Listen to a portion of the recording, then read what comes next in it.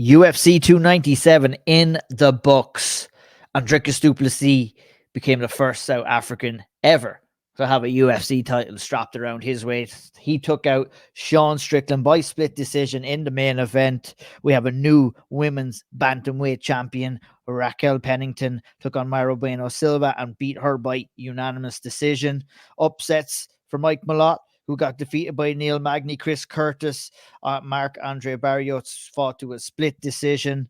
And another decision, Harry, between Movsar Evloev and Arnold Allen in the main card opener. We'll talk through all those fights over the next hour or so, and some of the prelim fights as well. But as we do, overall, we'll get a quick rundown and thoughts from the main man himself that's with me, Harry Powell, on the card. What did you think overall? Look, we talked about the main card fights there. Neil Magny, the only person to pick up a finish on the main card. We would not have predicted that on the Severe setup last week if we tried. And here we are with a lot of decisions. Look at some eventful, some very uneventful fights and this far, and overall really not a great card on pay-per-view. They try, Harry, to stack cards like this in Canada, and they've got away with it, to be honest. You know, we had UFC 289 in Vancouver. It was a card similar enough to like this, but not really stacked with name value. But what you had that night is you had the Canadian success, which kind of turned it into somewhat of a magic night for Canadian mixed martial arts. Not the same on this Toronto card. We had 9 Canadian fighters. Only 2 of those 9 Canadian fighters won, and 2 of those Canadian fighters were the women fighters, and Gillian Robertson and also Jasmine Jasudavicius, who took home wins on the undercard for the Canadian. Your thoughts on the card overall, Harry, before we get stuck into the main event here? It's difficult to describe in sort of a short couple of sentences, I suppose, where I really feel like this card failed. Like, I think if I just go through fight by fight, right? So Dricus Du Plessis, Sean Strickland, look, it's not a fight we're going to watch back for its technical proficiency, but it was action packed. Both fighters certainly gave it their all. And so, you know, there's not much more we can ask for that, right? Close fight too. Then Raquel Pennington, Mayra Bueno Silva, not a good high quality fight. Neil Magny gets a fantastic comeback win. Chris Curtis, Marc-Andre Barriault, again, not a great fight. Not a lot happened in that fight. It was very, very much a typical Chris Curtis fight where he makes it difficult and awkward and, you know, these sorts of things. We then have Movsar Evloev versus Arnold Allen, and we'll talk about that ad nauseum. But I was impressed with both fighters, but I think both fighters showed their ceilings. And again, we'll get to that. Garrett Armfield versus Brad Katona. It's just a fight. Like, it certainly wasn't a bad fight. You know, we've said for a long time that there's no bad fights at 135, and it certainly was not a bad fight. But it just that to me is 2 135 pounders that are about in the rankings where they're going to be. Woodson, Charles Jourdain was a fun fight. We'll get to that. Taveras split decision against Sidey. Gillian Robertson did what Gillian Robertson does, and that means if she gets on top, she mauls people. But it was just one of those where I think what it is, as I'm talking through it now, I'm starting to figure it out. There's just not a lot of jeopardy, to steal Graham's phrase, in any of these fights, right? Jimmy Flick, Malcolm Gordon, 125 pounders that are never going to make a run at a title. Equally, both of them are moving on in their age, right? We've seen lots of them, so we know that they're not going to be perennial contenders. Jasudavicius and Cachoeira are both plus 32, 33 age fighters. Sam Patterson gets a great win over Yohan Lainasse. However, both of those guys, again, not making a run to the title at 170. Sam Patterson obviously coming back with not a ton of hype that he earned on the Dana White Contender Series after that crazy knockout loss. Then you've got Gillian Robertson, who, again, we know exactly who that is. We know who Polyana Viana is. Taveras and Sidey, obviously, both interesting. You're gone through them, and you're gone back through them again. You know what I mean? Yeah. I think what I'm getting at, right? I've done a Sean Strickland on Speaker's Corner here, where I'm talking for 15 minutes. But essentially, what we're doing here is there's just not a ton of jeopardy, and I think that's what makes the card down. And that's very true. Nonetheless, in an overall bad card, still plenty to talk about. Still plenty of stuff that went on, and enough for us to say. But like I said, they've been gambling on these Canadian pay-per-view cards for quite some time, and the gamble has paid off. It didn't pay off on Saturday night in terms of quality, in terms of entertainment, in terms of a stacked card of good fights. And it is kind of rare for pay-per-views as well in this day and age to be like that. But nonetheless, we shall get on into the main event and talk Dricus Du Plessis and Sean Strickland. I thought this was, you rightly said, not a super technical fight, but a very entertaining fight for what it was. Lots of momentum shifts. I was going to say lots of kind of game plan changes on both sides, but I would almost argue that statement and say I definitely think Dricus made more adjustments than Sean Strickland, plus why I think he got the win. When you're looking at these two guys and the fight, how it played out, maybe I'll set you up a little bit with a couple of my quick thoughts. I was on with Shawnee and we were talking about a couple of things about the tactics of the fight. There was a couple of different things that I noticed on Dricus Du Plessis, which helped him get the win. Number one, I feel that the pressure that he applied on Sean Strickland and forward pressure forced Sean Strickland to move backwards. And we found that Strickland is not as effective moving backwards as he is moving forwards. And another huge thing, and I think this was kind of the deal breaker for me in the winning of the fight for Dricus Du Plessis, Harry, and that was the stance switches of Dricus Du Plessis and how often he switched stance. He fought in orthodox coming out, I believe, and was getting hit and getting nailed with the jab of Sean Strickland, which is Sean Strickland's number one weapon coming in here. Number two is what he did was he moved from orthodox into southpaw. That allowed him. Hopefully I'm not kind of stealing too much of your thunder here, Harry, but I'm sure you can piggyback off this. I feel when Dricus Du Plessis switched into southpaw with his right hand forward, it kind of almost completely nullified the jab of Sean Strickland. One, by the sheer kind of more difficulty that you do have in landing a jab against a southpaw guy. That's why they always say, you want to put your right straight or your left straight in on a guy on southpaw because it's easier to get that home.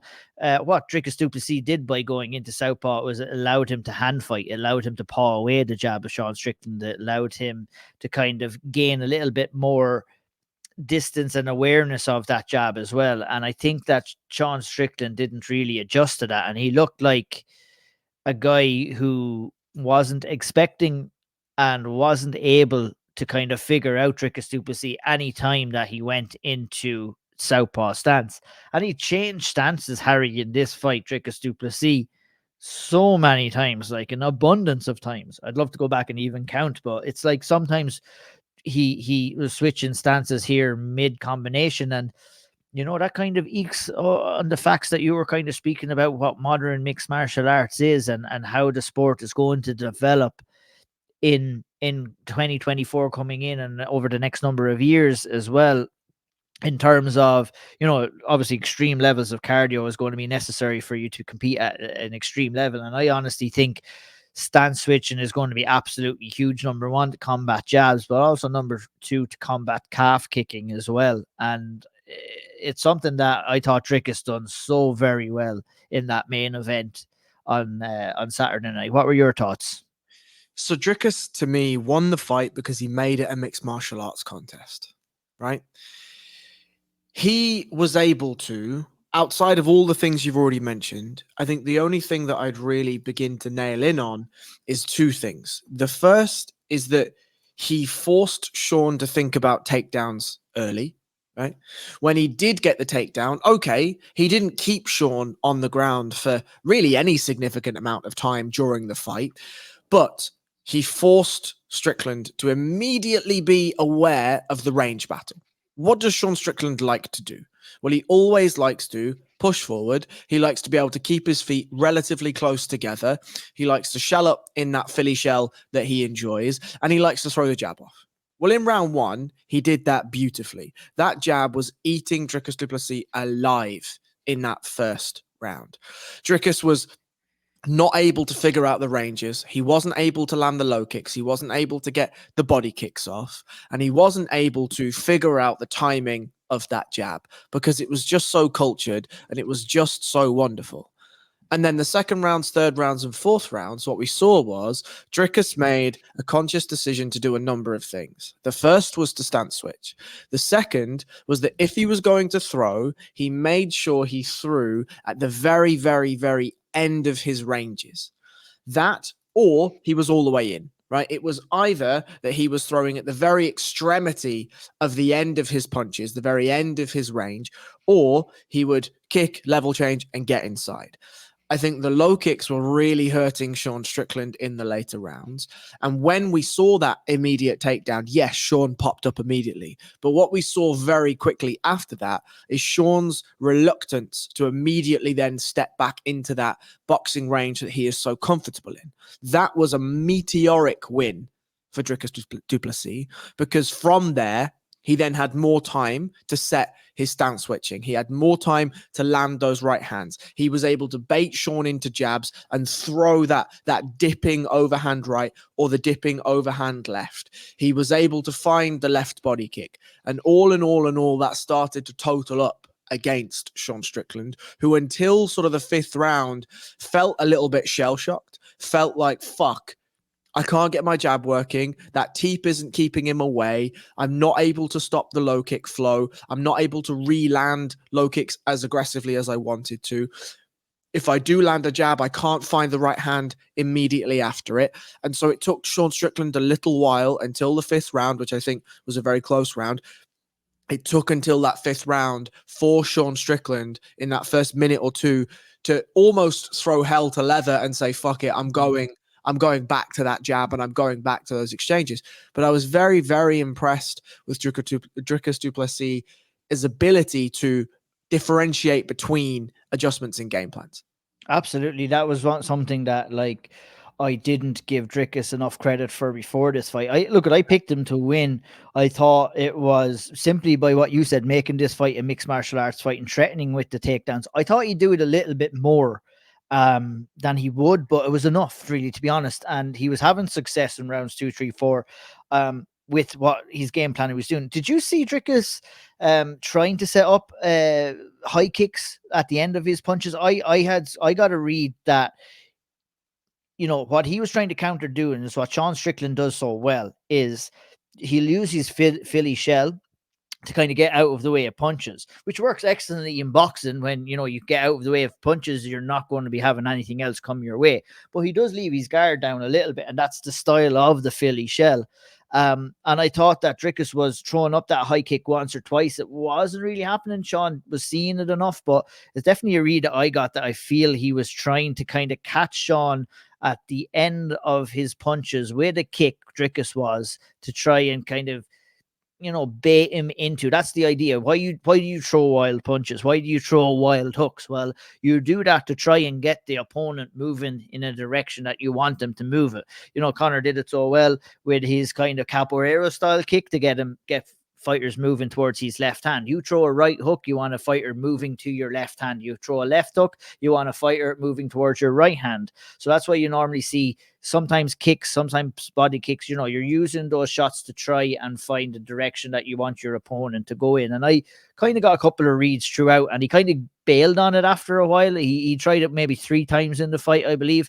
I feel he was trying for those wild hooks on Strickland and trying to catch him on the end of a kick when he was coming out with that lean back Philly shell style. And I think that is there for anyone else that is fighting him in future as well.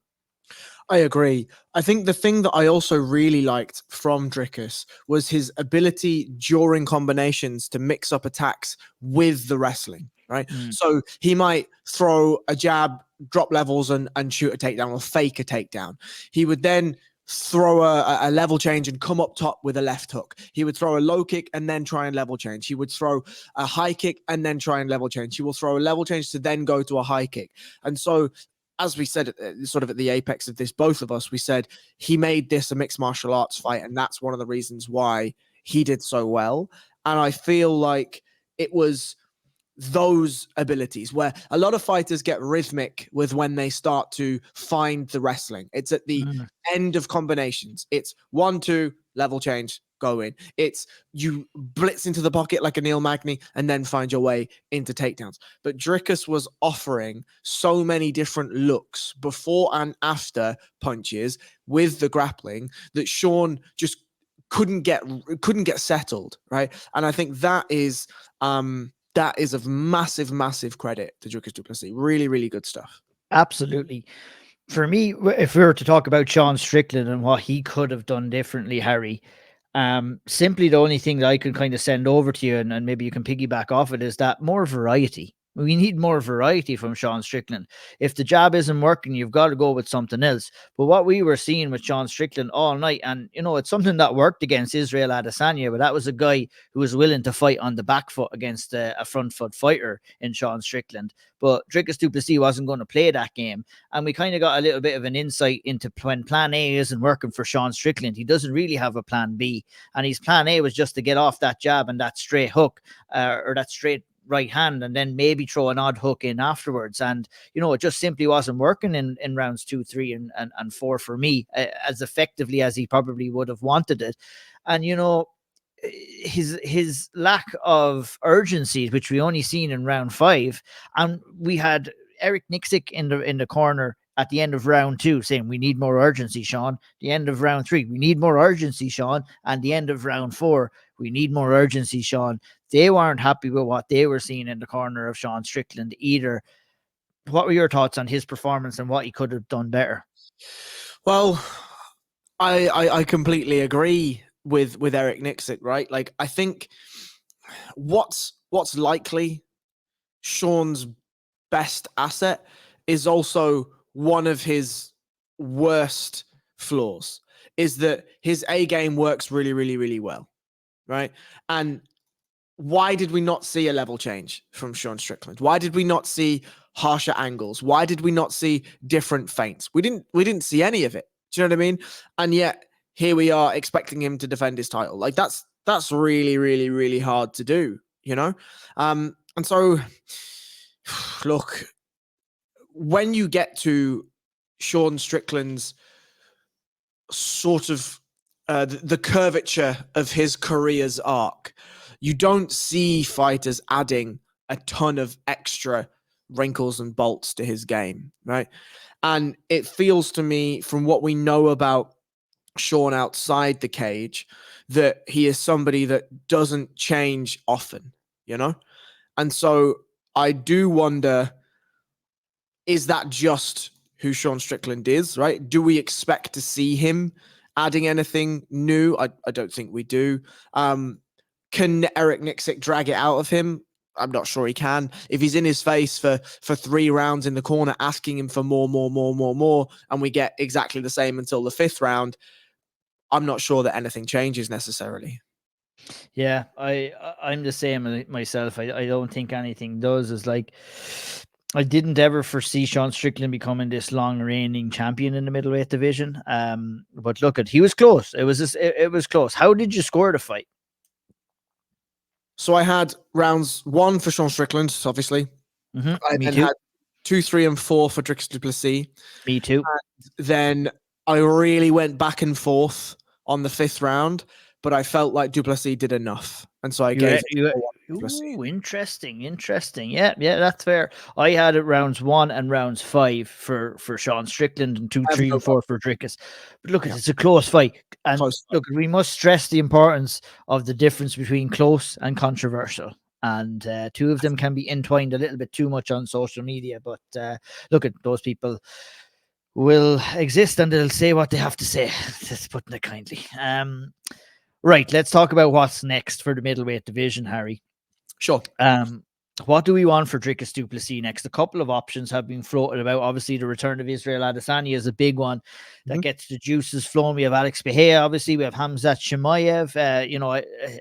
Pereira is flirting with the idea of coming back down. I personally think Pereira should stay at 205. Just stay up there, big guy. Just stay up there and knock guys out up there. We're happy enough to see that.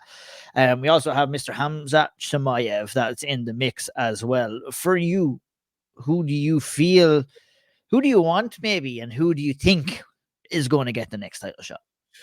So look, I think that if Alex Bahia, it depends on the timeline of Israel Adesanya, right? It really depends on the timeline. Do I think the UFC will allow Israel to walk back into a title shot? Yes, I do. Absolutely.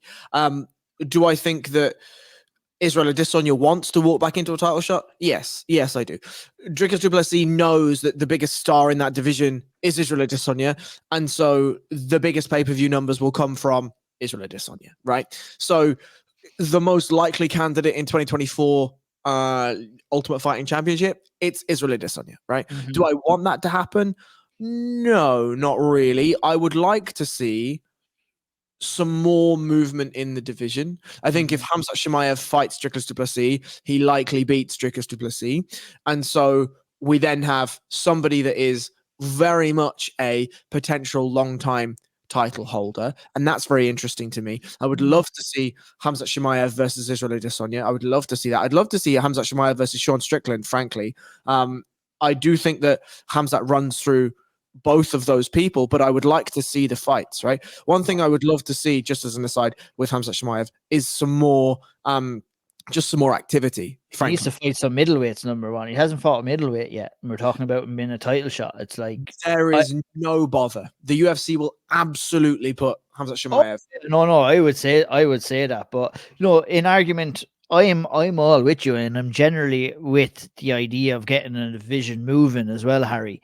But in Israel's defense, if he wanted an immediate rematch, he would have gotten an immediate rematch. And I think he would have deserved one right there and then. In certain ways, he's kind of stepped aside and allowed the next guys to come through. That was the first middleweight title fight without Israel Adesanya taking part in it in 6 years. That's a hell of a run. And I feel that does warrant Israel Adesanya. This is my opinion. Does warrant for Israel Adesanya to come in and get a title shot. I feel that there's more of an argument for Khamzat Chimaev getting it, given off the fact that he's just beaten and, in my opinion, lost to Kamaru Usman in that middleweight fight. Obviously, the judges scored that for Khamzat Chimaev. I'm also maybe a little bit of a hot take, Mr. Powell. Not as convinced on Khamzat Chimaev, to be honest, as I was maybe a year ago. And do you think that there are flaws there in his cardio that may cost him when he's up there with the big guys? If they can, you give me a Dricus Du Plessis that was coming into rounds 2, 3, and 4 last night over the Khamzat Chimaev that was tiring out in rounds 2 and 3 over Kamaru Usman. I'm leaning towards Dricus, but look, that's a story for another day. Options are out there. Options are endless for Dricus. But look, overall, maybe to finish off on this one, I thought it was a fantastic week for Dricus Du Plessis. Look, he said some horrible shit in December at the press conference. Gladly, things didn't go to that dark place on fight week. I thought any interview that he did, he handled himself well, came across as very likable, and came across natural and himself. And, that's something that we probably can't say too much about Sean Strickland, although he is pretty much natural, but it's an accelerated level of naturalness and stupidness and idioticness that does creep in on Sean Strickland's. But at the same time, he knows what to do when he has a microphone in his hand. And it'll be interesting to see what's next for him. What would you like? Maybe we'll finish off saying, what would you like next for Sean Strickland? Do you think, number one, he works his way back into a title shot again? Do you think the UFC want him to kind of work his way back into a title shot with all of the kind of shit that comes with it? And, maybe who would be the person that you would put him in there with to kind of achieve that? Maybe Khamzat Chimaev is the guy. It's a good stylistic matchup for Khamzat, I would say. So I like either the winner of Brendan Allen, Marvin Vettori, hoping that it's Brendan Allen, right? Mm-hmm. Just because I think Brendan Allen is probably the next one. He's the next interesting name to enter that upper echelon if it happens, right? If we look at the other fights, we have Paulo Costa versus Robert Whittaker. Sure, look, if Paulo Costa wins that, is he in with a title shot? Maybe. Do I care? Absolutely not. Robert Whittaker, if he wins, if he wants to fight Dricus Du Plessis, then I don't have a problem with that, frankly. Like Robert Whittaker and Dricus Du Plessis is a fine fight. I'd like to see it, no problem.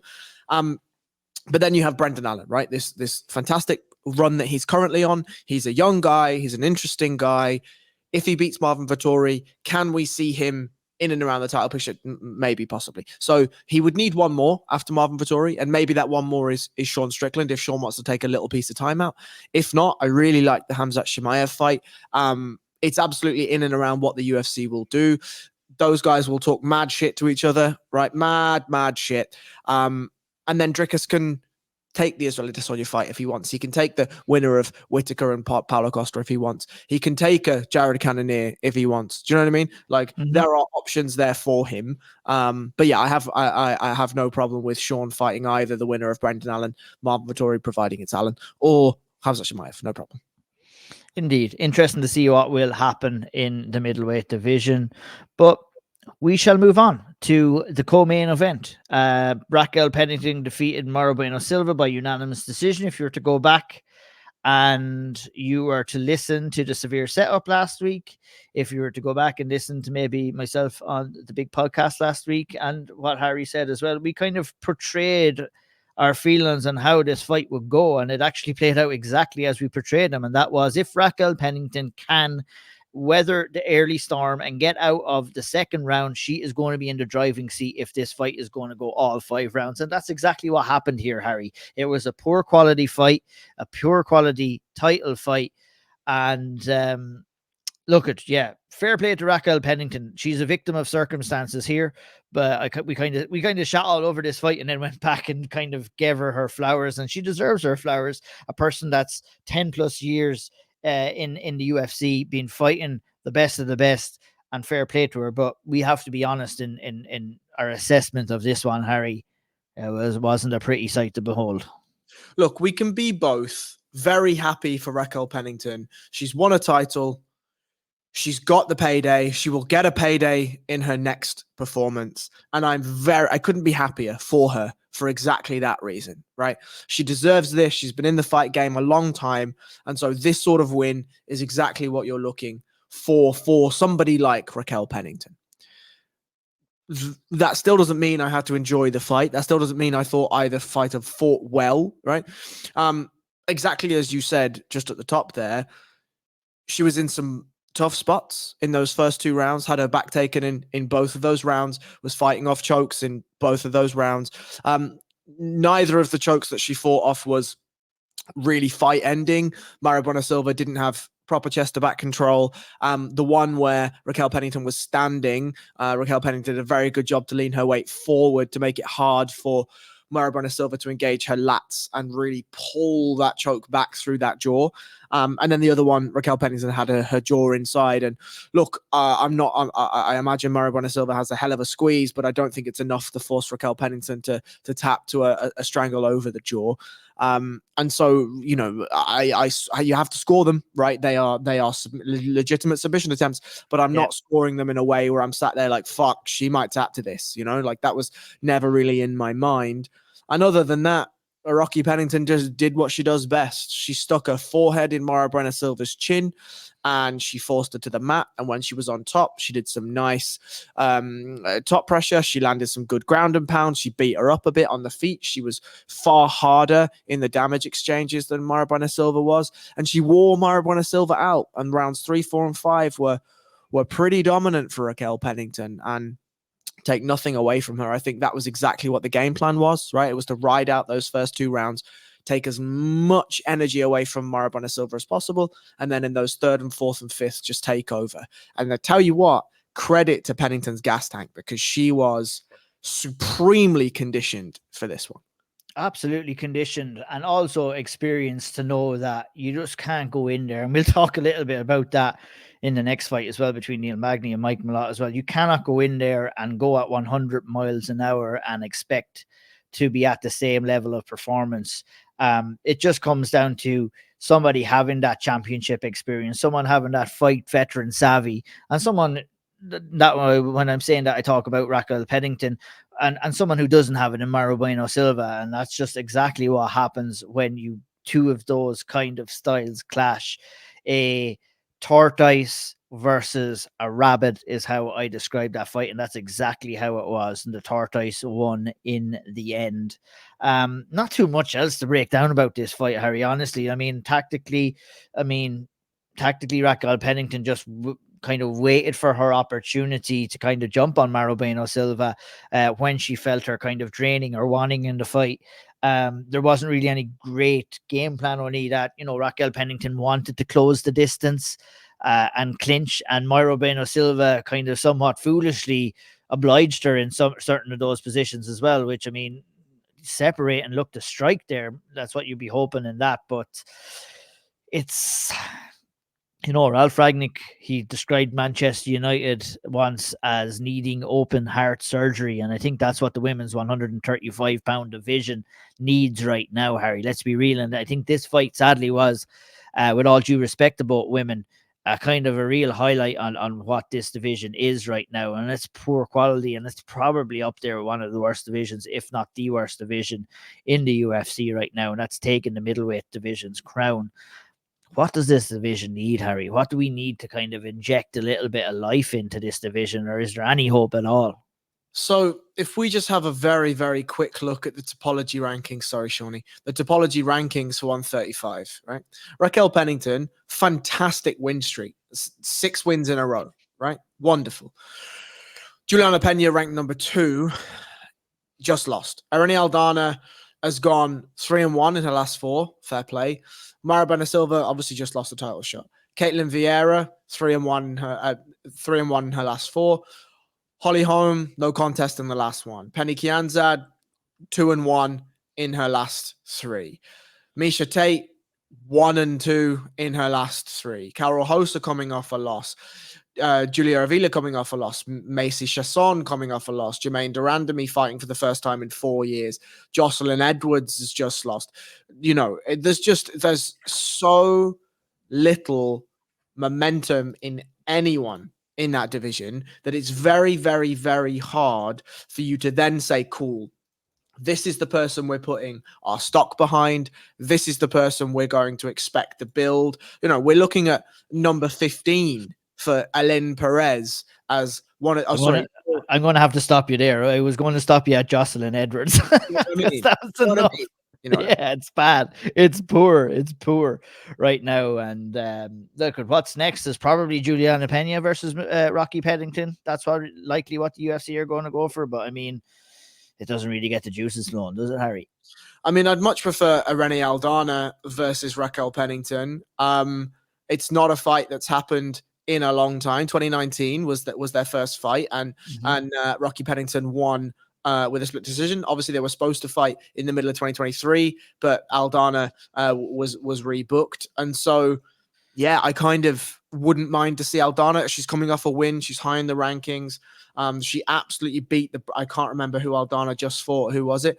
Carol Hosa. Absolutely beat the brakes of Carol Hosa, and so yeah, let's see that one instead. But you're right. It's almost certain that they'll do Juliana Pena because, the momentum there and the name is there and whatever. Talk to me about Jermaine Durandamy's return to the UFC. Obviously, very aptly timed. Like from out of nowhere, Jim Ross comes in and, oh my God, it's Jermaine Durandamy. She's back. Obviously, after Amanda Nunes exited, she was swiftly back in the doors. Do you think she has a chance of putting a run together and getting back up there? No, she's 39. Oh, she's 39. I thought she was younger 40 than that. In April. 40 in April. Like, now that both Amanda Nunes has gone and Cyborg is definitely not coming back to the UFC, Jermaine Durandamy makes her return. She's fighting Norma Dumont. That's a tough enough fight for Jermaine Durandamy, let's be honest. But yeah, man, fucking 39, soon to be 40 that is tough.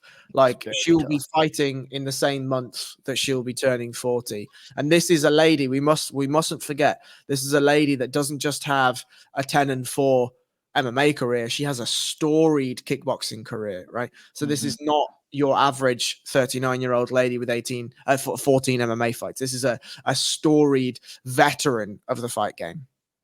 Yeah, interesting to see what will happen in the women's bantamweight division. It does need some life. I would suggest maybe a return up for Valentina Shevchenko. I think there's a championship waiting to happen for her. Obviously, she has other business to attend to at 125. But nonetheless, we'll move on to the welterweight division.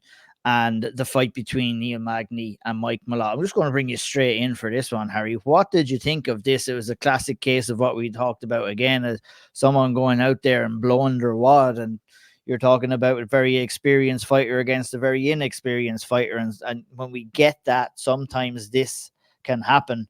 Mike Malott up by 2 rounds on the scorecards, arguably, winning the 3rd round as well, goes for a guillotine choke, completely gasses himself out. Neil Magny pounces on him. The fight gets stopped with 30 seconds or maybe 45 seconds left on the clock. And Neil Magny is your winner, and the only finish on the main card. Curious to hear what you think about this one. It's interesting. I was coaching this evening, right? And there's a fella who's trained not long, a couple of months, right? Not long. And he asked me for a role, and I said, sure, no problem. And he was so tense, right? And so rigid that after the round, I said to him, look, what's going to happen in the next 6 months or so is you're going to learn to relax. And you're going to learn that if you allow your body to react to the movements rather than forcing your body to make movements you think are apt, you're going to get less tired and you're going to have far more success, right? And watching Mike Malott was very similar to that conversation, in that Mike Malott threw everything at 100%, everything, right? And in the first couple of rounds, Magny didn't have a ton of answer. We know Magny's not a big hitter, right? We know he's not a big hitter. So even the voluminous shots that Magny was landing, from the judge's perspective, it was not the same as what Mike Malott was landing, who was landing very, very vicious shots. However, all we needed was a wee bit more concentration, right? We just remember, at the end of that second round, Mike Malott had taken Magny down, had passed him, had mounted him, and was landing shots in the mount for about a minute at the end of that second round, right? And watching the fight, obviously I knew the result before. I'm watching that second round, the end of that second round, and I'm like, how the fuck does he lose this? Like, how does he lose this? And then I see how he loses it. And that is the perfect learning experience for Mike Malott. That fight, he will look back on as a real cornerstone of his career, I think. Because what you learn is, firstly, the Trevor Whitman rule applies here, right? If he'd taken 20% off every single shot that he threw in that first and second round, that guillotine attempt wouldn't have cost him so much energy, because there would have been a little bit more energy there for him to burn, right? Secondarily, he probably would have landed more on Neil Magny in that first and second round, because when you throw with the power that Mike Malott threw in that first and second round, you can't throw as much, right? And then when we get to that third round, he will learn just how much of a mistake, one, jumping a gilly is, and two, what happens when you invest so heavily in those first couple of rounds against a veteran like Neil Magny. And you couldn't have described it any better, really. That's exactly what happened. And, a big learning curve for Mike Malott. The only argument here, Harry, is that time is not on Mike Malott's side. 32 years of age, and he's got to get a move on here. And you've almost got to get him back to the drawing board and in against another Neil Magny type opponent in his next fight and see what kind of lessons he has learned. That's going to be a huge sink or swim fight for him. He does not have that luxury of going off and maybe taking a year off and, kind of honing his skills. He's got to get straight back in there. You think that could be a little bit of a burden on him, and you think he has the time to kind of make a march up the welterweight division based off what you've seen on Saturday night? Possibly. I'm not ruling it out, but the probability is far less than it was previously, right? Neil Magny, as we talked about on the Severe Setup, is not the Neil Magny of old.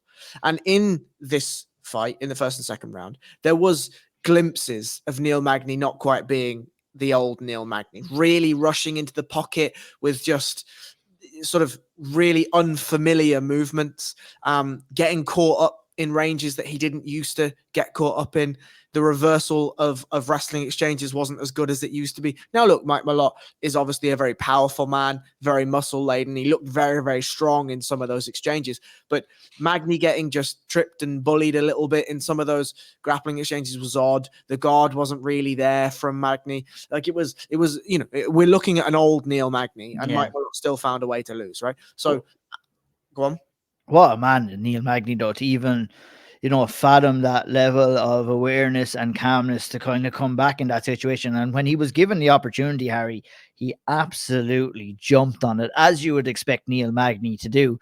That win, we gave the fair play, the Hall of Fair Play award to Neil Magny and to Gillian Robertson this week, a dual winner. And I think Neil Magny deserved it based off, he's still out there fighting these young bucks. We talked about it on the Severe Setup, and he's still out there getting wins over big bucks. So I think the thing that you need to realize when you're in there and you're fighting a veteran is that they don't give a shit where you're from. They don't give a shit if you're fighting in your backyard, and they don't give a shit if the crowd are booing and wanting you to lose. They've been there an abundance of times in their heads, and they've physically experienced it on more than one occasion. I think Neil Magny could count the amount of experiences he's had on 4 sets of hands if he could. None of that external shit is going to bother it. You've got to go in there and you've got to get the job done inside the cage. And look, I think a lot of credit has to go for Ian Garry, who went out and did just that. There was a lot of comparisons between Mike Malott and Ian Garry. Not no more. And look, that's not me gloating on the failure of Mike Malott here. This is just a straight fact on what we've seen. A little bit. Look at a little bit. Fair play, Ian Garry. But I think you go out there and you see what Ian Garry did, and you kind of take it a little bit for granted based off what we've seen on Saturday night with Neil Magny with another young up-and-comer. So, those are the things that we should be watching on to try and compare and see what level certain fighters are at. But look, Mike Malott will be back. He's going to learn from this fight, and I'm looking forward to seeing him again. He's a great personality. He seems like a great guy, a great representative for mixed martial arts, and a great representative for Canadian mixed martial arts as well. So, look, we wish him a speedy recovery. Hopefully he comes back and showcases his level of ability. It was just cardio and a little bit of inexperience that cost him that fight on Saturday night. What do you want next for both of these guys? Magny, I mean, we're always saying poor Neil Magny this, poor Neil Magny that. When you go out and get a win over Mike Malott, you're going to be thrown right into the lines then again, aren't you, Harry? So what I would like to happen for both, I actually have the same name for both of them, and it's Stephen Wonderboy Thompson. And the reason why is if you're Mike Malott, right, Wonderboy Thompson is obviously going to offer you some striking problems, right? But it's not the Wonderboy Thompson of 10 years ago. It's just not, even 6 years ago. It's just not. And equally, it's another name that you throw Mike Malott right back in. I completely agreed with you. I'd written it down before that when you said we need another Neil Magny type, well, that's Stephen Wonderboy Thompson. Yeah. Big name in the division, right? But equally a winnable fight. If Malott goes out there and grapples, I think he can beat Stephen Wonderboy Thompson for sure. If he goes out there and wants to test some of the striking, I think you can do that as well. You can absolutely chuck him in. Now, is Wonderboy Thompson going to take that fight? Maybe not. But for Neil Magny, the reason why I want Wonderboy Thompson is just give Neil Magny a fucking break, lads. Yeah, let him fight a fella that's within 6 years of his fucking age range, lads. Come on. Like, why can't we give us a fight night, right? If we have a fight night card with, I don't know, whatever the main event is, let's have a co-main event of Neil Magny, Stephen Wonderboy Thompson. Let's see that, right? Give Neil Magny the flowers that he deserves. Because, as you've just said, if we look at, and I will, you know what? Fuck it. I'll do it. Let's pull up Neil Magny's record real quick. And I'll just go through the last 8 fights. Yes? Yeah. Mike Malott, Ian Machado Garry, Phil Rowe, Gilbert Burns, Daniel Rodriguez, Shavkat Rakhmonov, Max Griffin, Jeff Neal. Absolute killer's row each and every time. And you just don't get fighters like Neil Magny, the Jim Millers, the Matt Browns. You just don't get them anymore. And so we absolutely have to give Neil Magny every single bit of props that he deserves. And I would love to see him rewarded with a fight in and around his actual age range. Yeah, it would be nice. Matt Brown, maybe, perhaps, would be a nice one. Matt Brown too, no problem. Yeah, Yeah, interesting. It'll be interesting to see what happens. We shall move on, and that's to the middleweight division. Marc-Andre Barriault lost a split decision to Chris Curtis. Harry, I'm not even going to ask you to spend too much time on this fight because we do have Arnold Allen that we're going to probably spend a lot of time on. This one to me was, no surprise how the fight played out. This was like two old dogs that were scrapping, and whoever was the more grittier and whoever wanted it more was going to be the person that was going to take home the win. And two of the three judges decided that was Chris Curtis on the night. It was like no great relevance in terms of technique or anything like that. Two of these boys just stood in front of each other, got off shots, and Chris Curtis was the guy who got his hand raised. What did you think of it? Did you take anything out of this fight at all? It was a tough watch, frankly. It was. What I will say is I think Chris Curtis was in control the entire fight. He does a good job of goading fighters into trying to land and then catching them with counters. He's just a really good fighter out on the outside, as long as somebody is willing to come and fight him, right? We've seen before when he heckles a fighter and he gets a bit frustrated, he gets a bit pissed off when the fight isn't going how he wants. But Barriault was willing to continually step forward, continually step into range, but not necessarily throw anything of any great value, right? And that's just Chris Curtis's MO all over. Barriault made some nice enough adjustments in that he began to land as Curtis was trying to throw, and that was grand. But this was from round one. I'm like, yeah, cool. Chris Curtis is going to win this. He's going to be on the outside. He had some nice rips to the body. He finds an uppercut in the clinch, these sorts of things. But yeah, it's a tough watch. It was a tough watch. Yeah, not too much more to add about that. Like we said, it wasn't a great one. And yeah, Chris Curtis did well. He looked in good shape and he performed well. And yeah, fair play to him. Winner of Joe Pyfer versus Jack Hermansson. Yes, let's do that. Do you have one for both of these guys? Sorry, I forgot to ask you. Barriault can have whoever he wants, frankly. Whoever the fuck he wants. Yeah, 100%. Let's get him in there with I see Barriault as a guy that's someone who's going to fucking fight someone like Bo Nickel or something at some stage and get trucked by Bo Nickel, and you're not impressed by that.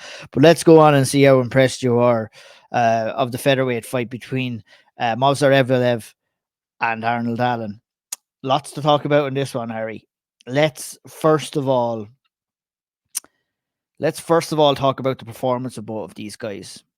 How did you think both of these guys performed? Who do you think performed better on the night? And who do you think deserved to get their hand raised?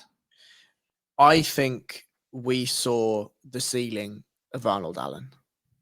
I think Arnold Allen, for the style with which Movsar Evloev has, I think we saw about as good of an Arnold Allen performance as we can expect to get. Genuinely.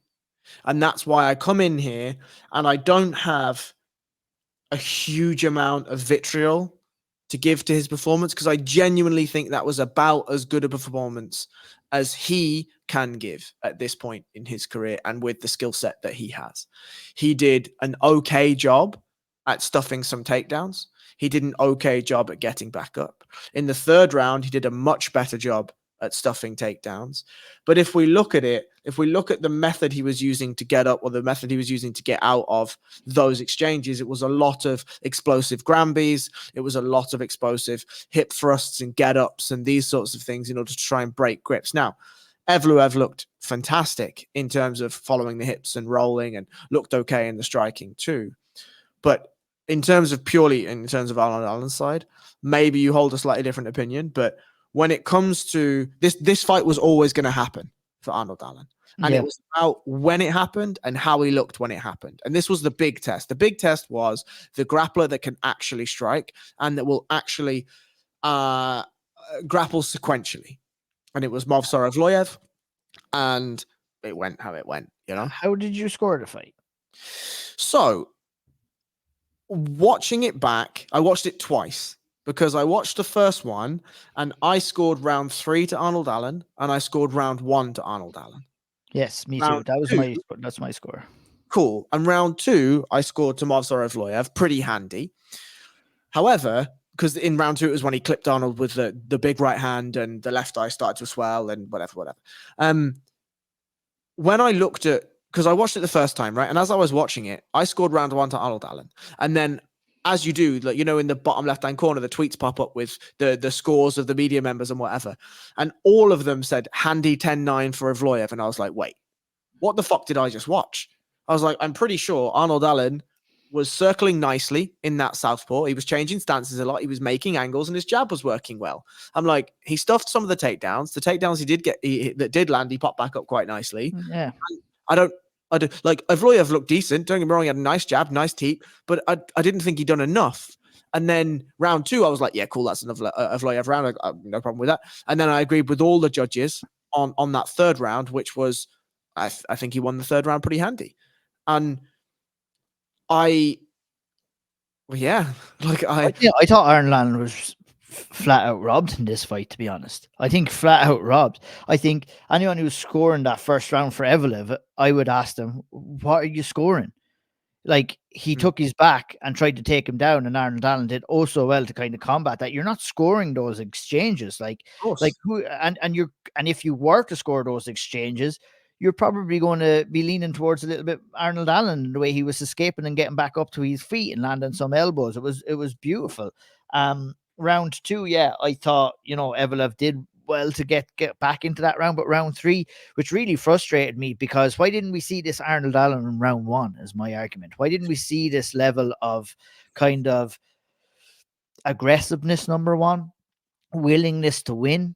It's like I said on the big podcast, Harry, it's like Arnold Allen is almost his own worst enemy. He needs to get out of his own way. It's like he has this level of, it's a lack of belief. It's a lack of belief in his abilities.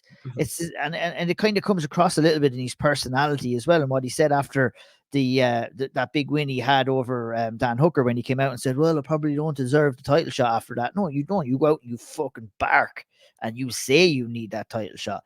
I think I described, and maybe harshly so, I don't know what you think of that, as Arnold Allen as a nearly man on the big podcast.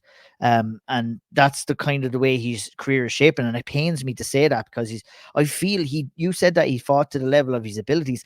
I think there's more ability there that just needs to be unlocked. And he just maybe has that mental block to unlock it. Like the jab that he was using in round 1 was very effective. He completely gave up on that.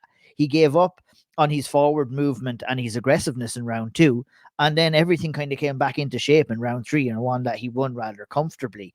I had rounds 1 to Arnold Allen, round 3 to Arnold Allen, round 2 to Evloev. So I was curious to hear what your score was, but you're kind of along the same lines.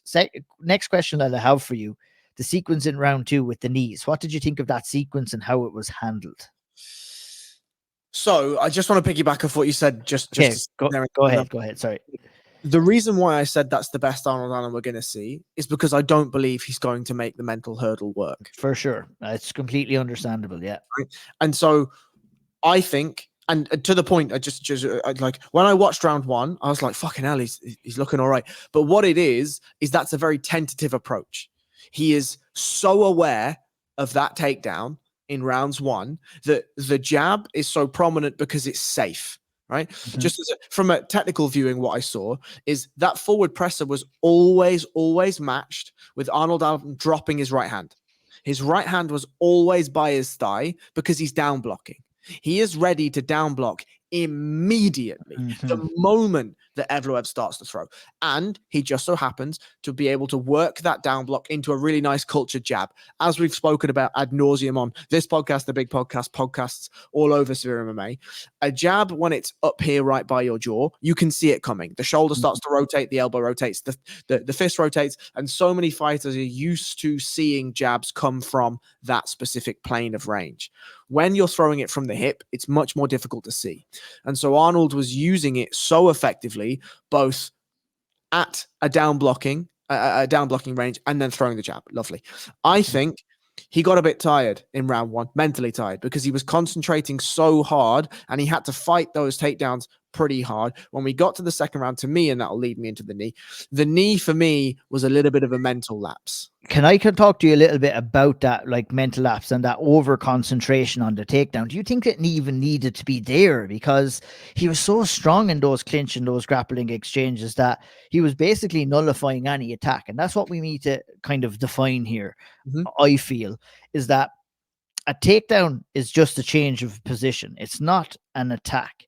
Like, I mean, you need to get the fight down and you need to land some damage. And I think at pretty much all stages of that fight, to be honest, Arnold Allen did quite well to kind of nullify the attacks in the grappling department. And it's quite amazing when you think about it that he actually lost this fight on the feet, considering what we were saying before coming into this fight. And it's just, I don't know, it's very frustrating, Harry. Like, it's very frustrating because, you know, I know you can see it and I can see it as well. I believe, you know, with some changes, he can unlock that.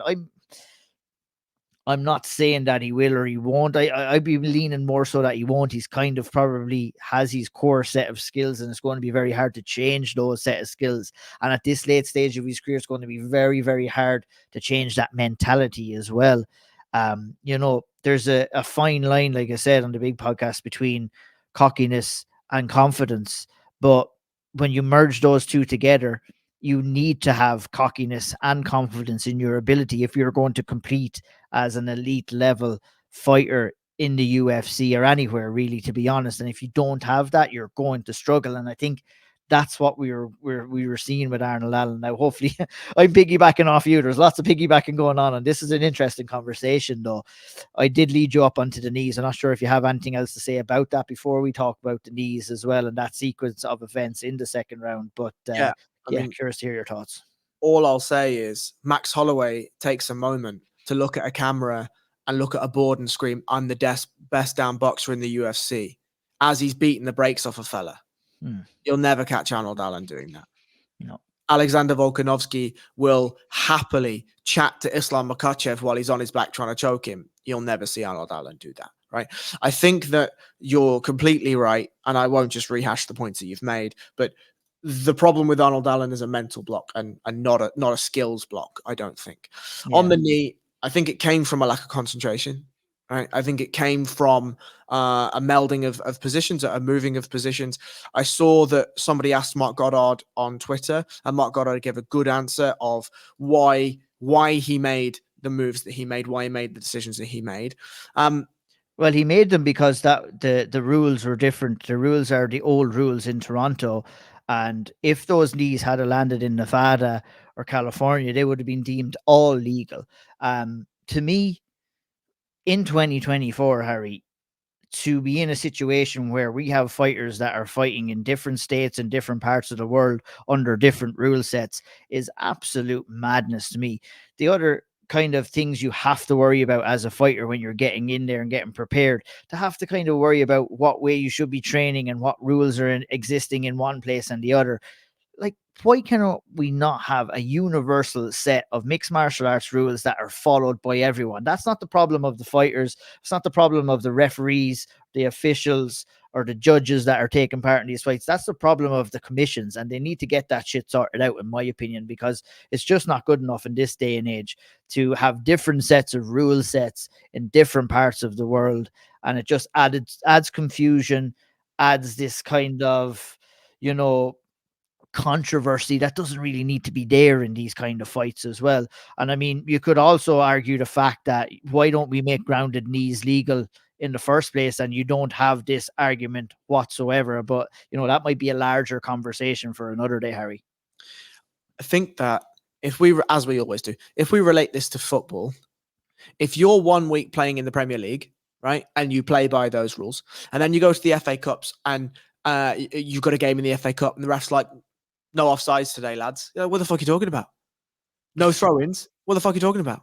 Corners have to be taken from the halfway line. What the fuck are you talking about? Like, what are you, we got to have 2 balls every time, like 2 balls on the pitch all the time. What the fuck are you talking about? Like it makes MMA look bad is what it does. It makes the UFC look bad, because I don't mind having slight differences in rule sets per different promotion. I don't have a huge problem with that. I think one of the unique selling points of things like Ryzen and those sorts of those sorts of organizations. You can have grounded knees, you can have grounded elbows, you can have soccer kicks, right? Those are some interesting wrinkles to individual promotions. But when you are working with an organization like the UFC and you are, I know this is the commission's fault, right? But when the UFC is going to town, that's the biggest promotion that you could possibly have in your state lines. And if they have to compete under different rules, the fans don't know that that's a commission thing, because it's very difficult for them to understand what that means other than a surface level of the UFC has different things. This is controversy. Arnold Allen's robbed or whatever it is. Do you know, like, it just makes the UFC look bad. And I am sure that the UFC and Dana White are leaning hefty weight on the commissions to try and get this fixed, but it's not fixed enough. It's not fixed fast enough, because I agree completely with you. I would like to see, and I'd have no problem if every single promotion had exactly the same rules across the entire globe. But at the very least, we need to have every promotion working to its own rule set in every state. It just needs to be that way. 100%. Look, we kind of leaned on that knee. We've leaned on the performance of Arnold Allen. We've kind of left Movsar Evloev in the kind of dark here. And look, he went out there, he got the job done. Whether we agree with it or whether we don't agree with it, it was a good performance. He remains undefeated and he moves up the rankings in the featherweight division. And, you know, to go out there and do what you do and hang in there with Arnold Allen is no mean feat. It was the toughest test of his career as well, Harry, and he passed with flying colors. Well, I wouldn't say he passed with flying colors. Maybe that's an exaggeration. It was a close fight and a somewhat controversial decision. But I mean, the history books will say it is a win. It's a good win. It'll move him up there. And I think we have to give him credit. I totally agree with you. I really do totally agree with you. Like, at the end of the day, he can only beat the man that's in front of him, right? And he did his absolute best to beat the man in front of him, and the judges said that he beat him. So, sure, look, what are you gonna do? You know, what are you gonna do? What are we going to do? What are we going to do is the question, Harry. What are we going to do next with both of these guys? It's tough, right? Like, I think Arnold Allen, Josh Emmett makes sense now. I think that's the fight to make for Arnold Allen. And for Movsar Evloev, I wouldn't mind seeing him weigh in as the backup fighter for Topuria versus Volkanovski if they are looking for one, just because Ortega and Rodriguez are already matched. But if I am Movsar Evloev, I am waiting for Ortega versus Rodriguez. And you won't have to wait that long. You know, it's only February 24th. And then you call out the winner of that one. Because whatever happens to Topuria and Volkanovski, if Topuria loses, then Volkanovski rides on, and we don't want to see another Ortega. We probably don't want to see another Yair Rodriguez, right? And so maybe Evloev immediately gets the shot there. Fine. If he does, no problem. That's fine. If he doesn't, let's be honest, Topuria's in for a tough fight against Volkanovski, regardless of whether he wins or loses. If he wins, it's likely Volkanovski gets an immediate rematch, right? And so if he gets an immediate rematch, then Movsar Evloev is going to be out for 6 to 8 months. And so he might as well be shouting out the winner of Yair Rodriguez and Brian Ortega, because he's either going to get that fight, and great, he has another fight towards the title, or he just immediately gets the title shot. So I think that's the sensible approach for him. Yeah, I think that's very well said. There's only one thing that I don't want for Movsar Evloev, and let's not put him in there against Max Holloway. Just leave him away from Max. I know Max has his own business to take care of. There is no way Max will be ready. Yeah, no way, but I don't want to see that on the off. Look, Movsar could go in there and get the job done against Max, but there's also a chance that, you know, Max could go in there and get the job done against Movsar as well. And then we have another up-and-coming talent, undefeated talent that's just left by the wayside with this nonsense that has been going on. Like, Max Holloway has been this championship gatekeeper in some terms over Alex Volkanovski's reign as well. So look, I'd like to kind of see something fresh at the top of the 145-pound division, and let's hope that it happens. That sparked a very interesting conversation and a good conversation that leads us on, Harry, to the prelim section. We'll rattle through a few of these fights. We're a little bit tight for time, but first we're going to stop at Garrett Armfield defeating Brad Katona by unanimous decision in the 135-pound division. You touched on it at the start of the podcast. Your thoughts on this one, please? It was good. I was impressed with Garrett Armfield's ability to stuff the takedown and to land the harder shots in the clinch. It surprised me that he was the quicker guy because Brad Katona's a quick fighter. But Garrett Armfield just had better angles, had slightly better head movement, got very, very, very tired at the end of that third round. But, it was a little bit too late for Brad Katona.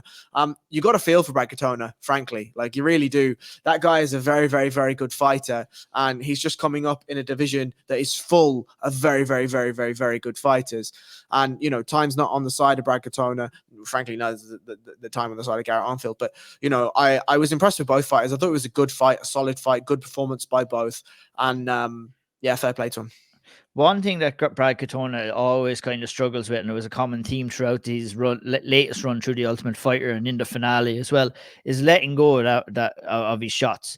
And look, I would be critical of him in this fight, but Garrett Armfield hits hard, and he struck and hurt Brad Katona early in this fight.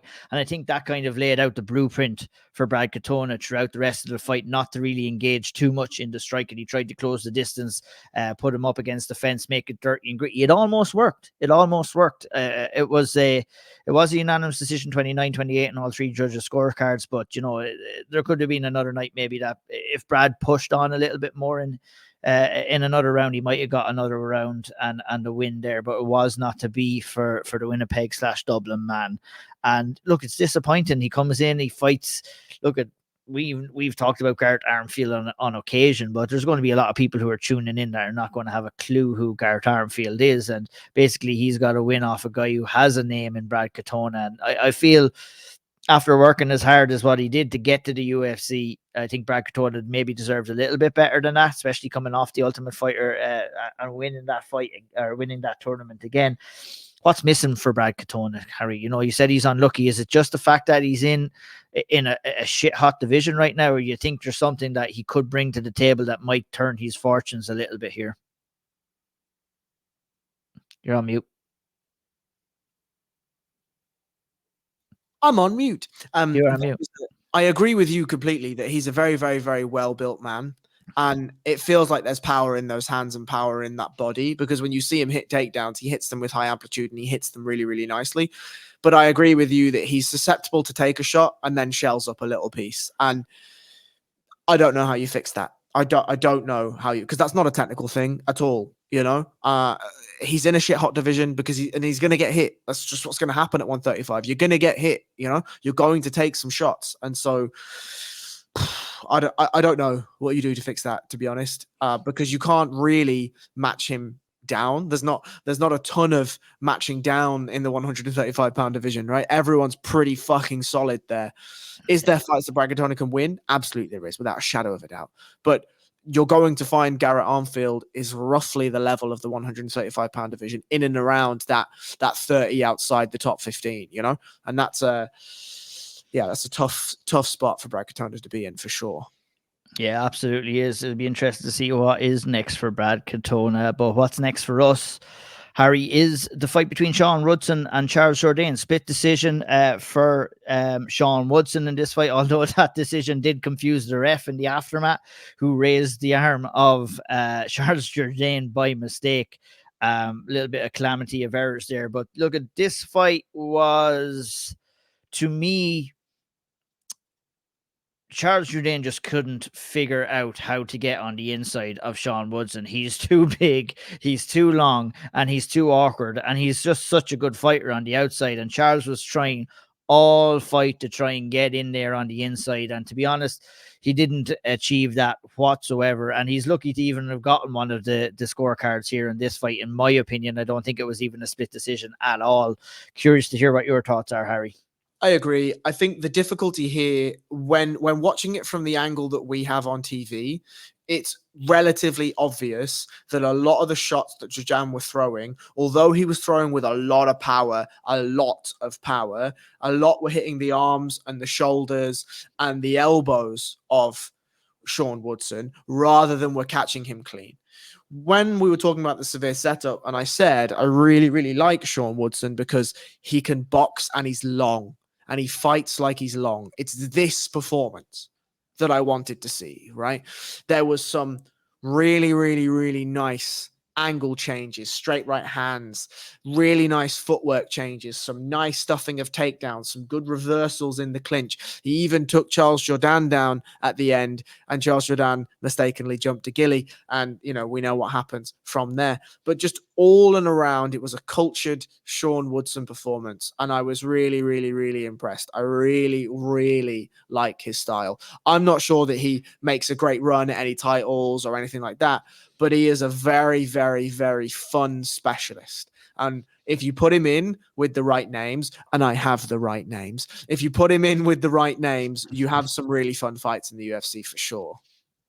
Yeah, absolutely. I'm very curious to hear those names. I thought you were going to go straight into it there. Go for it. Give me Lerone Murphy or Nathaniel Wood. Yes, I love it. Love both of those. Poor shout out Lerone Murphy, obviously out injured with for his proposed fight with Dan Ige. Such that man so unlucky. So unlucky. Oh God Almighty! But look, that's a story for another day. We shall move on, and we shall move on to the bantamweight division again.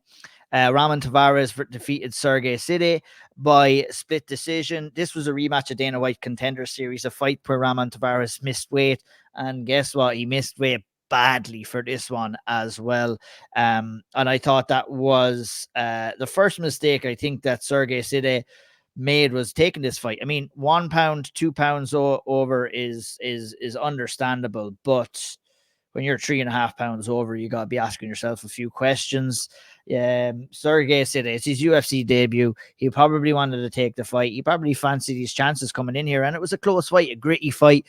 I thought Serhiy Sidey started horribly in this fight. Ended up getting cut badly in round 2 as well. And it was like something kind of woke up in him after that, and he started kind of turning the screw, and he started kind of getting the job and getting these strikes off towards the end of round 2 and kind of asserting his will in this fight. But I think it was a little bit too little too late, especially on some judges' scorecards any which way. But very, very difficult, Harry. I know you didn't catch too much of this fight, but very difficult to go in there and perform at the level of ability that you can with a guy who has missed weight by 3.5 pounds, who's going to be much, much, much bigger and stronger than you inside the octagon after that weight miss as well. So I think we give credit to Serhiy for taking the fight number 1, and look at a very close and an unfortunate fight for him. And I'm sure he'll be back as well. Another decent Canadian prospect. But look at weight missing. I know your thoughts on weight cutting. What do we do? I mean, Taveras said after the fight, what is he going to do about the weight cut? He said he's going to hire a nutritionist. I think that's an advisable move if you want to fight at 135. But I mean, you're missing by 3.5 pounds. You've got to ask yourself the question: is 135 the right move for you, really? Oh, absolutely. And look, as much as I have said ad nauseum, fuck weight cutting, and I will say it until the end of my MMA career, you still sign a contract. Yeah. And if you sign a contract, you have to make the weight. If you don't want to fight at 135, or you don't think you can make it healthily, or you don't want to make it, that's absolutely fine. If he went to the UFC and said, look, I can't make 135 safely anymore, I would like a fight at 145 pounds, the UFC will say, no problem. Here's a fight at 145 pounds. Done. Simple. No problem. Everyone's happy. You cannot put another fighter, because really what's happening here, right, is you are putting yourself at risk by trying to overexert a weight cut and failing. And then you put the pay packet of another fighter in jeopardy because of your not necessarily laziness or lacklusterness or whatever it is, but by you trying to do too much and skirt the system too much, you have failed another fighter potentially.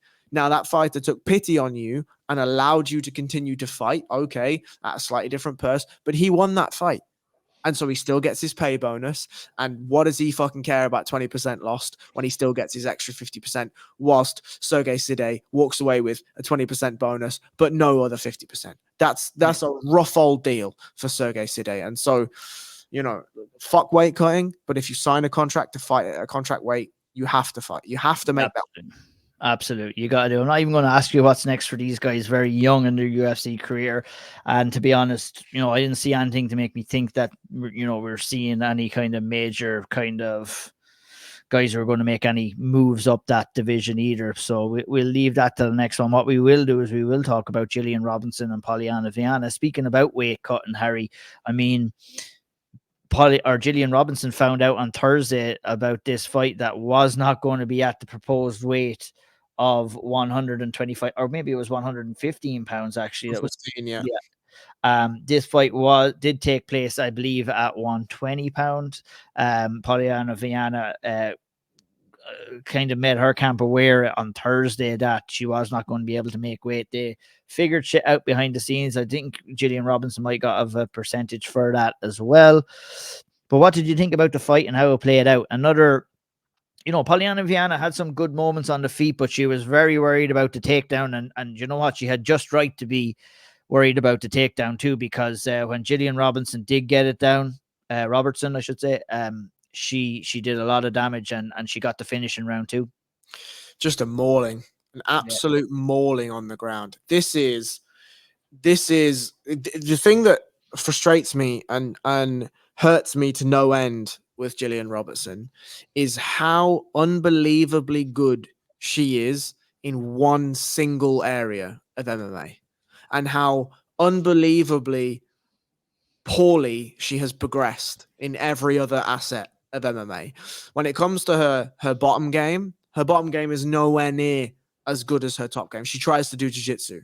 Forget about it. It's dead. It's 2024.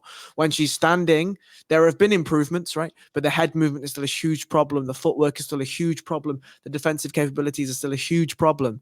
But the moment she gets on top, boy, oh boy, oh boy. She is a savage when she gets on top. Guard passing, great. Ground and pound, great. Top control, great. And we saw it in rounds 1 and 2. And the moment she got that takedown in round 1, there was no way Polyana Viana was getting up. And as soon as she just was peeled off her at the end of round 1, it was just a matter of time. The moment that fight got back down to the ground, we were done. And that's exactly what we saw. It's just another stellar Gillian Robert performance in that if she gets on top of you, you're fucked. Absolutely. Yeah, that's how we actually analyze every Gillian Robinson fight from here on. If she gets on top of you, you are fucked. Savage by name, savage by nature. What do you want to see next for Gillian? So how about... Now, this could go, and again, this is kind of why I'm doing this, right? Gillian Robertson is, again, not making a run to the title. We want to see her in fun fights. We want to see her matched in and around her level. I'm putting her in a 50-50, where if she can't get the fight down, it's done. And if she can get the fight down, it's interesting. How about War Karolina Kowalkiewicz? Ooh, a lovely fight that is. That's brilliant. Yeah, I like that. And with a win, you have to win over a former title challenger, a person with a big name, and it gets you to the next level. I like that. I like that fight, and I hope it happens. I hope it does happen. I mean, looking at Gillian Robinson's record, if you have some losses there. I mean, JJ Aldrich is an option. She might want to try and get that one back. Although, we're big fans of JJ here on the Balance Breakdown. She's just an absolute nightmare to go in against. But yeah, it'll be interesting to see what's next for Gillian Robinson. But a good win, a fantastic performance, and she moves on to the next one. On to the next one for us, and we fall on the topic of the Severe Spotlight, and that's Sam Patterson, who, you know what, I'm not even going to set the bed for this one. I'm going to hand it straight over to you and describe why you shun the Severe Spotlight, which you can read over on SevereMMA.com every Monday. It is shun on Sam Patterson as he defeated Yohan Lainasse by submission in round 1 with a rear naked choke. Harry? So, because we're light on time, I'll keep this short. This to me spoke out, not necessarily even because of the performance in the cage, although that was great as well. Yohan Lainasse is going to be in and around the UFC for a while. Not going to make any great bones, but is decent enough, well put together fighter. But to come back from the viral knockout that Sam Patterson suffered in his last outing at short notice, I think there was an opponent change, if I remember rightly. But here he is, he comes in and he gets destroyed in 60 seconds. And I mean destroyed. We don't know, because I've not seen the last knockout he had, the KO TKO he had previously in his career. But that was one of the harshest knockouts we saw in 2023, just for the way that Sam Patterson's body reacted. And that does things, it does things to a fighter. It really, really does things to a fighter. When you take a knockout like that on the stage that he took it on, to come back and not just to put together the confidence, but there was a moment in that fight when Yohan Lainasse lands a big overhand right, and there's a moment when Sam Patterson's body answers a question. And that question is, are we going to take this and keep it moving? Or are we going to find ourselves staring up at the lights again? And his body said, no, we're going to keep it moving. And he immediately threw a check left hook right behind it, just in case Yohan Lainasse followed on in. And so for that alone, to be able to go in, take the shot, and immediately keep on fighting, he gets all the props in the world, let alone to then go on and finish it the way he did.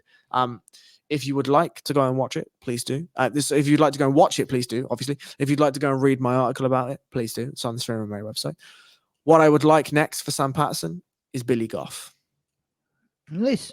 And definitely head over and check more detail, more analysis, and just a beautiful piece every Monday by Harry on the Severe Spotlight. It's one of my favorite things to read, and I do enjoy it quite a lot. It's a staple in my mixed martial arts content, and it should be in yours as well. As we move on, obviously, I would have loved for a little bit more time, but sure, if you had said everything, Harry, no one to go over and look at the thing. So we give him a little bit of a taster here in the balance breakdown. You head on over there to SevereMMA.com and fucking check it out. Let's do it. Jasmine Jasudavicius. You said a mauling in the last fight. Well, if that was a mauling, what was this, Harry? Ridiculous beatdown of Priscila Cachoeira. Absolutely an abundance of strikes landed here. What was it, 300 and something? Should have been stopped. Should have been stopped. It definitely should have been stopped. Yeah, that's the voice of reason coming in here. It was stopped in round 3. That was by an anaconda choke. But like I said, it could have been stopped numerous times before that. It was an absolute vicious beatdown, Harry, wasn't it? Yeah, it was a darce, not an anaconda. Oh, darce. Oh, right. Yeah. Announced as an anaconda choke, but I'll have to change that. Is it down as an anaconda? Let me check topology. Hold on. No, it is down. It is down as a darce on topology. Okay, cool. Yeah. So, this should have been stopped in round 2, in my opinion. Could have even been stopped in round 1. But Jasmine came out and she put a post up about 3 days ago, something like that, where she was told that Priscila Cachoeira wasn't going to make the weight, and she was told, "Oh, it could be this catch weight, it could be that catch weight, it could be the next catch weight, it could be whatever." And I got that mixed up with the Gillian Robertson fight, so apologies for that. There was actually this fight that, apologies. And Jasmine put out like a 5-minute video explaining everything that happened. And at the very end, she signed off with, "I'm going to punish her and I'm going to teach her a lesson as to why she should be making weight." And fuck me, did she punish her, and fuck me. Because there were moments in that fight, right, where she absolutely could have gone for a finish, or absolutely could have laid more shots and really forced the finish. But that was a calculated beatdown. She wanted to land enough that she decimated Cachoeira, but she wanted to drag it out. I think she wanted to finish her in the 3rd. Now, we can argue that there were 2 darce choke attempts in the 2nd round. I was completely shocked that Cachoeira survived the 2nd one. The first one wasn't quite on. The shoulder was still in the choke. But the 2nd one, where Jasmine Jasudavicius mounted Cachoeira, fuck me, it's difficult to get out of those fucking submissions. Yeah. And it really sucks in there. It really, really sucks in there. So for Cachoeira to be able to have peeled her head out of there, sublime toughness from her. But fuck me, that was it was that mounted darce that actually got the tap in round 3 from Jasmine, so she went back to it. But it's actually excellent analysis, Harry, because I don't know whether you heard it or not. I don't think you would have, but she was on with Ariel Helwani today, and she said exactly what you said. She said, "I actually found the finish in rounds 1, rounds 2, but I didn't want to go for it because I wanted to punish her more." And then, of course, pushed on for the finish. It was brilliant. And you know what?